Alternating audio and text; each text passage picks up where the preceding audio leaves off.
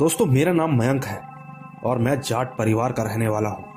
ये घटना मेरे साथ आज से करीब 3 साल पहले घटी थी और ये बात उस वक्त की है जब कोरोना से पहले सब कुछ एकदम सामान्य था।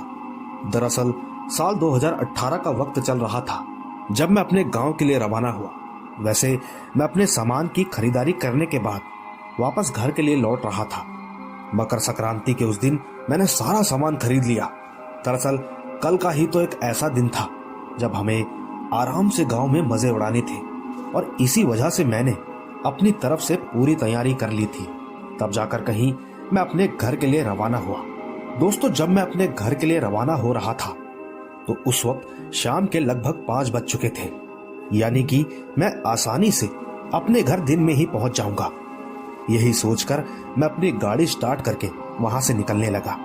अभी मैं गाड़ी स्टार्ट करने ही वाला था कि अचानक मुझे अपना पुराना दोस्त अजीत नजर आया, जो कि भागता हुआ मेरी तरफ आ रहा था। गाड़ी के पास पहुंचकर उसने मुझे अपने साथ चलने को कहा। दोस्तों, वैसे वो मेरा काफी पुराना दोस्त था, इसीलिए मैं उसे मना नहीं कर सकता था।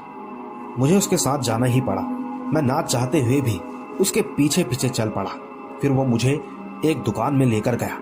दुकान में सामान खरीदते खरीदते हमें पता ही नहीं चला कि कब शाम हो चुकी थी और वैसे भी सर्दियों के माहौल में रात बेहद जल्दी हो जाती है।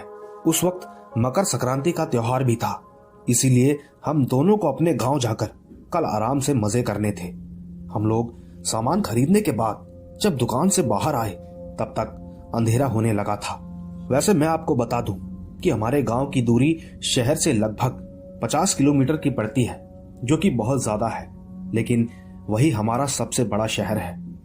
हमें जब भी कोई सामान खरीदना होता है तो हमें उसी शहर में जाना पड़ता है, मगर अब मुझे वहां से तुरंत निकलना था क्योंकि घर से भी कॉल आ चुका था। फिर मैंने अपनी गाड़ी को स्टार्ट किया और वहां से निकल पड़ा। सच कहूं तो अंधेरा तो हो ही चुका था। दरअसल जब हम लोग वहां से निकले तो शाम के 7 बज चुके थे। सर्दियों के मौसम में शाम के लगभग 7 बजे चारों तरफ घनघोर अंधेरा छाया रहता है, जिस वजह से गाड़ी की हेडलाइट के अलावा कुछ भी नजर नहीं आ रहा था। अचानक से मेरे फोन की रिंग बज उठी। जब मैंने फोन देखा तो फोन मेरी माँ का था। माँ ने मुझे बताया कि मुझे जल्द ही घर पहुंचना होगा। हम सभी घर वालों को एक साथ बैठकर पूजा करनी थी, जिस वजह से मुझे पूजा में शामिल होना था और आज हमारे घर में एक हवन भी था। हमें लगातार 7 दिन तक बैठकर पूजा करनी थी। दोस्तों, मैंने गाड़ी का गेयर डाला और ठीक गाड़ी को भगाता हुआ घर के लिए रवाना होने लगा। चारों तरफ छाया हुआ सन्नाटा कुछ अलग ही चीजों को बयां कर रहा था। लेकिन जब मुझे ऐसा लगा कि मैं इस रास्ते से बहुत देरी कर दूंगा तो मैं एक अच्छा रास्ता भी जानता था। हालांकि वो एक कच्चा रास्ता था जो कि काफी उखड़ा हुआ था, पर मेरे पास बस एक वही चारा था, घर पर बेहद जल्दी पहुंचने का। मैं गाड़ी चलाता रहा। अभी भी मेरा दोस्त अजीत मेरे साथ ही बैठा हुआ था। चलते चलते मैंने जैसे ही गाड़ी को उस रास्ते की तरफ मोड़ा कि तभी अजीत मुझे रोकते हुए बोलने लगा कि भाई, हमें चाहे कितनी भी देरी हो जाए लेकिन इस रास्ते से नहीं चलना चाहिए। अजीत ने इतना कहा ही था, पर तब तक मैं गाड़ी की स्पीड को काफी ज्यादा बढ़ा चुका था। मैंने उससे इसके पीछे का कारण पूछा तो उसने बताया कि इस रास्ते पर भूत प्रेत या फिर एक ब्रह्मराक्षस जैसी ताकत का साया मंडराता रहता है। कहते हैं कि यहाँ पर ऐसा जीव रहता है जो कि इंसानों से अलग है, लेकिन वो कोई जानवर भी नहीं है।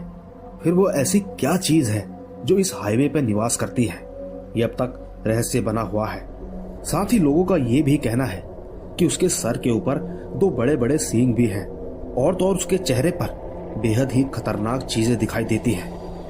दोस्तों, मैं उसकी बातों पर कहाँ विश्वास करने वाला था। मैंने भी अपना शहरी रूप दिखाते हुए कहा कि भाई चिंता मत कर, मैं खुद एक ब्रह्म राक्षस हूँ। इतना बोलकर मैं गाड़ी को काफी स्पीड में भगाने लगा। अजीत कुछ देर चुप रहा। फिर थोड़ी देर बाद उसने मुझसे बोला कि आखिर तुम लोग भगवान पे विश्वास करते हो तो इन सब चीजों पर क्यों नहीं। मैंने उसकी इन बातों का उल्टा जवाब देते हुए कहा, अरे यार, भूत प्रेत कुछ नहीं होता, ये बस तुम लोगों के दिमाग का एक वहम है। और हाँ, अगर भगवान नहीं होता तो हम इस दुनिया में कैसे दाखिल होते। दोस्तों, हम दोनों आपस में भूत और भगवान के बीच के टकराव की बातें करते हुए आगे बढ़ रहे थे कि तभी अचानक से मुझे अपनी गाड़ी के ऊपर किसी चीज के पटकने की आवाज सुनाई थी, जिस वजह से मैंने एकदम से अपनी गाड़ी पर जोर से ब्रेक लगाया, क्योंकि मेरी गाड़ी उस वक्त मैंने नई नई खरीदी थी और मैं कोई नुकसान नहीं सहना चाहता था। तभी मेरे दोस्त ने मुझे एक बार फिर गाड़ी रोकने से साफ मना कर दिया, लेकिन उसके इतना कहने के बावजूद भी मैंने गाड़ी को रोक दिया। मैंने गाड़ी पर ब्रेक लगाया ही था कि अचानक से एक तूफान का झोंका हमारी गाड़ी के अंदर घुस गया। दरअसल वो एक काली मिट्टी से बना हुआ एक बवंडर था, जिसने कि अचानक से मेरी आंखों में मिट्टी को घुसा दिया। मैं अपनी आंखों को मसलते हुए किसी तरह वहां से हिलडुल पाने की कोशिश करने लगा, जिसके कुछ ही देर बाद सब कुछ एकदम सामान्य हो गया। जब मैंने इधर उधर देखा तो पाया कि यहाँ चारों ओर मिट्टी बिखरी हुई थी। गाड़ी पर काली काली मिट्टी के दाग लगे हुए थे, जिस वजह से ये बात तो साफ हो रही थी कि ये कोई तूफान का छोटा मोटा झोंका तो नहीं था, मगर बाद में मुझे ऐसा लगा कि ये सिर्फ एक हवा का झोंका था। उसी वजह से हमारे साथ ऐसा कुछ हुआ था। पर दूसरी तरफ अजीत पूरा पसीने से तरबतर हो चुका था। इसी बीच अचानक से मेरे फोन की रिंग बज उठी। इस बार जब मैंने फोन देखा तो फोन मेरी माँ का ही था।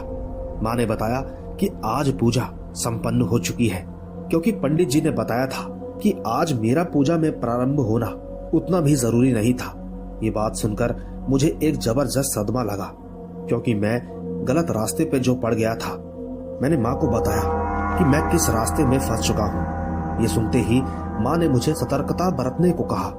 मुझे तो समझ नहीं आ रहा था कि आखिर इस रास्ते पे ऐसा कौन सा ब्रह्म राक्षस बैठा है, जिस वजह से मेरे सारे घर वाले इतने ज्यादा डरे हुए थे। दूसरी तरफ अजीत के तो पसीने छूट रहे थे। इसी बीच मुझे सामने की तरफ कोई जानवर चलता नजर आया। ठीक से देखने पर मैंने पाया कि वो तो एक कुत्ता था। उसे देखकर अजीत पूरा पसीने से तरबतर हो रहा था। जब मैंने अजीत को यह बताया कि वो सिर्फ एक कुत्ता है, तब जाकर कहीं उसे एक राहत की सांस मिली, जिसके बाद वो एक लंबी सांस लेते हुए थोड़ी सी मुस्कुराहट के साथ चुपचाप बैठ गया। मैं गाड़ी चलाता कि तभी अचानक से मेरी गाड़ी के कांच टूटने की आवाज सुनाई थी। मैंने तुरंत नीचे उतर कर देखा, और जब मैं नीचे उतरा तो मैंने देखा कि मुझे मेरी गाड़ी के सारे कांच बिल्कुल सामान्य लग रहे थे। किसी भी कांच पर कोई खरोच तक नहीं थी। अगर सब कुछ नॉर्मल था तो ये आवाज कैसे सुनाई दी? मैं अभी इसी के बारे में सोच ही रहा था कि तभी मुझे ऐसा लगने लगा कि मेरे सर के ऊपर मक्खियों का कोई झुंड भिनभिना रहा है। जब मैंने ऊपर देखा तो पाया कि वो कोई मक्खियों का झुंड नहीं था, बल्कि 3 चमगादड़ थी, जो कि लगातार मेरे सर के इधर से उधर चक्कर काट रही थी। इसी बीच मुझे किसी के कदम पटकने की आवाज सुनाई देने लगी। वो आवाज काफी तेज गति से मेरी ही तरफ बढ़ रही थी। मुझे तो ऐसा लग रहा था कि मानो कोई लगातार अपने बड़े बड़े कदमों के साथ मेरी ही तरफ बढ़ रहा हो। इससे पहले कि कुछ हो पाता, मैं चुपचाप गाड़ी में बैठ गया। अंदर बैठकर मैंने अपने दोस्त अजीत को बताया। पीछे तो कोई भी नहीं था। मेरी बात सुनकर उसके भी होश उड़ गए, क्योंकि उसने भी मेरे साथ साथ उस आवाज पर ध्यान दिया था। हमें तो बार बार ये समझ में नहीं आ रहा था कि आज हमारे साथ ये क्या हो रहा है, लेकिन अजीत शायद इन सब बातों को अच्छे से जानता और पहचानता था। अजीत ने मुझसे कहा कि जितना हो सके इस गाड़ी के अंदर ही रहने की कोशिश करो, क्योंकि कोई भी बुरी ताकत लोहे के पास आने की हिमाकत नहीं करती। पर दोस्तों, मेरा खुरापाती दिमाग कुछ और ही सोच रहा था। दरअसल मुझे ऐसा लग रहा था कि इसके पीछे जरूर किसी चोरों की पलटन का हाथ हो सकता है, जिस वजह से मैंने अपनी गाड़ी का गियर डालना ही ठीक समझा और फिर मैं गाड़ी को लेकर वहां से निकलने लगा। पर यह क्या, गाड़ी का एक्सीलेटर दबाने के बावजूद भी मेरी गाड़ी एक जगह से दूसरी जगह जाने में सफल नहीं हो पाई। पहिए मानो जाम से हो चुके थे। अब ये क्या अनहोनी थी। पर मैं गाड़ी से नीचे उतरना नहीं चाहता था, क्योंकि मुझे बड़ी ही गड़बड़ लग रही थी। इसी बीच मैंने देखा कि एक लाल सींग वाला भयानक आदमी हमारी गाड़ी के सामने खड़ा था, जिसे देखकर मेरा तो शरीर एकदम से कांप उठा, क्योंकि उसके हाथों के बड़े बड़े नाखून जो मुझे लाल लाल दिखाई पड़ रहे थे। दिखने में वो इतना गंदा और भयानक लग रहा था कि मानो अभी अभी किसी इंसान का खून करके यहाँ पर आया हूँ। थोड़ी ही देर में उसकी दहाड़ने की आवाज के साथ साथ मेरी धड़कन और भी जोर जोर से बढ़ने लगी। ठीक मेरा दोस्त अभी भी गाड़ी के अंदर मानो एक घायल की तरह पड़ा हुआ था, जो कि सिर्फ और सिर्फ मेरा ही मुंह ताकता रह गया। अजीत शायद अब डर और खौफ के माहौल में इस कदर डूब चुका था कि उसके दिमाग ने काम करना ही बंद कर दिया था। अब उसकी आंखें एकदम बंद हो गई थी। लेकिन अजीत ने मुझे बताया कि ब्रह्म राक्षस की ताकत लोहे के सामने ज्यादा देर तक नहीं टिक पाती, हमें बस गाड़ी के अंदर ही रहना चाहिए। दोस्तों, आज मैंने अपनी जिंदगी में पहली बार भूत प्रेत जैसी ताकतों को महसूस किया था। मैं सच में हैरान था कि इस दुनिया में इंसानों के अलावा भी ऐसी चीजें होती हैं। सच बताऊं तो मेरी जिंदगी में पहली बार मुझे इतना डर लग रहा था, लेकिन मैं किसी तरह बर्दाश्त करते हुए अपनी आंखें बंद करके गाड़ी में ही बैठा रहा। मुझे अचानक याद आया कि मैं फोन करके घर वालों को बता सकता हूँ। मैंने तुरंत घर पर फोन करके हमारे साथ हो रहे इन पूरे हादसे के बारे में बताया। साथ ही मैंने ये भी बोल दिया कि आज की रात हम यहीं पर रुक जाएंगे। कृपया कोई भी यहाँ पर आने की हिम्मत ना करे, क्योंकि वो कोई इंसान नहीं बल्कि एक बुरी ताकत है जिसका सामना हम तो क्या कोई भी नहीं कर सकता। किसी तरह डर और खौफ के माहौल में डूबकर हमने उस पूरी रात को काट लिया और ठीक सुबह हमें तब होश आया जब सूर्य की पहली किरण हमारे हाथों पर पड़ी। सच कहूं तो उस दिन अजीत की सूझबूझ और उसकी राय की वजह से हमारी जान बच गई। लेकिन जान बचाने के लिए हमने जो किया वो शायद ही कोई कर पाएगा। कोई भी इंसान पूरी रात सुनसान रास्ते पर कैसे बिता सकता है, मैं जानता हूं ये मानना आपके लिए संभव नहीं होगा, पर खैर अगर आपको ये जरा सा भी संभव लगता है तो कहानी को लाइक, शेयर और कमेंट जरूर कीजिएगा। बस इतनी ही थी ये कहानी। तो दोस्तों, देखा आपने, ये थी मयंक की कहानी। इन्होंने ब्रह्म राक्षस को सामने देखने का दावा किया है। आपको क्या लगता है कि अंधेरे रास्तों में सुनसान जगहों पर ऐसा हो सकता है या नहीं? नीचे कमेंट जरूर कीजिएगा। बाकी मैं आपको जल्द ही मिलूंगा एक लंबी कहानी के साथ। बस तब तक आप अपना और अपने परिवार का ख्याल रखें। चलता हूं।